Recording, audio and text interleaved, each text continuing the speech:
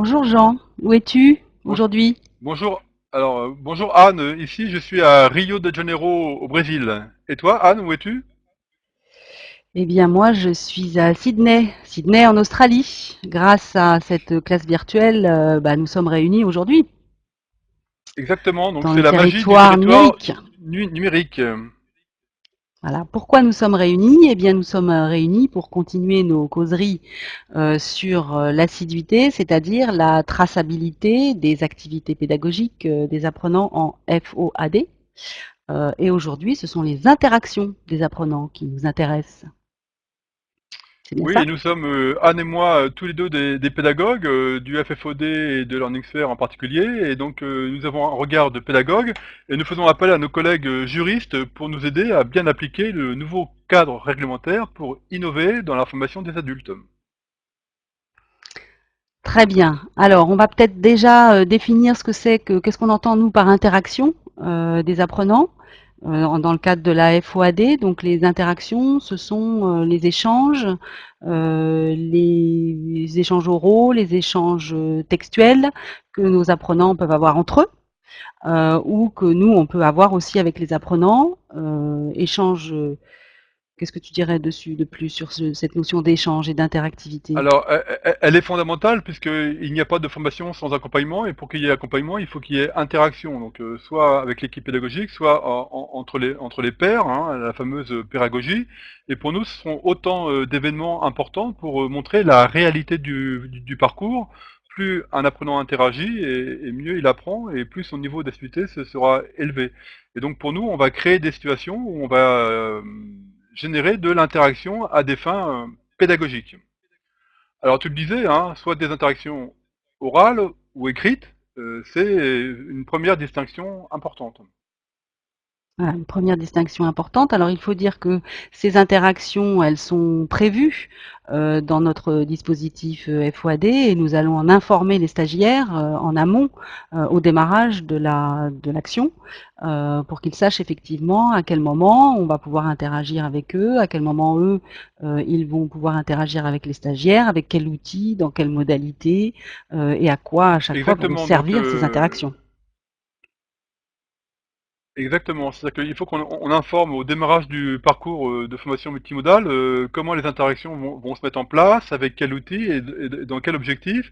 Avec une deuxième distinction importante, c'est que des fois il y aura des interactions à l'initiative de l'équipe pédagogique, des interactions proactives, pour savoir où en est l'apprenant, pour le remobiliser, le valoriser, l'encourager, etc.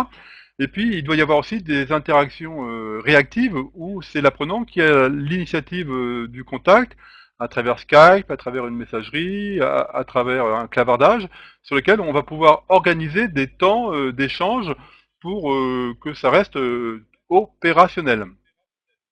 Voilà, donc aujourd'hui, comme tu l'as dit, on a plein d'outils qui nous permettent tout ce qu'on veut en termes d'interaction. C'est à nous de les organiser, pédagogiquement parlant, dans nos dispositifs. Exactement. Donc on a Donc, deux types d'outils pour nous aider. On a mhm. les outils synchrones, hein, le téléphone, les messageries instantanées, les visiophonies, Skype, Hangout et autres, les classes virtuelles bien sûr.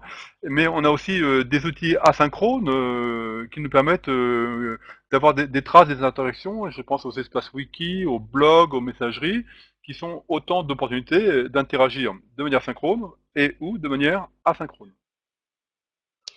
Donc une fois qu'on a mis tout ça en place, se pose la question qui nous anime aujourd'hui de la traçabilité de ces interactions dans le cadre, dans un premier niveau, un premier niveau déclaratif auprès des financeurs. Donc là, on va proposer un peu les mêmes modalités que nous avons proposées jusqu'à présent sur la traçabilité, les preuves qu'on peut apporter. Un premier niveau.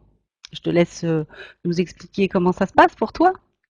Bah, le premier niveau, c'est effectivement nous qui allons prendre l'initiative d'indiquer aux financeurs comment et quand les apprenants ont interagi avec nous, avec des exemples de fréquences de mails, de fréquences de chat, de mise en place de classes virtuelles, de travail sur les espaces wiki. Donc ce sera du déclaratif sous notre responsabilité et sous notre autorité de manière synthétique et récapitulative. Ça, c'est le niveau 1.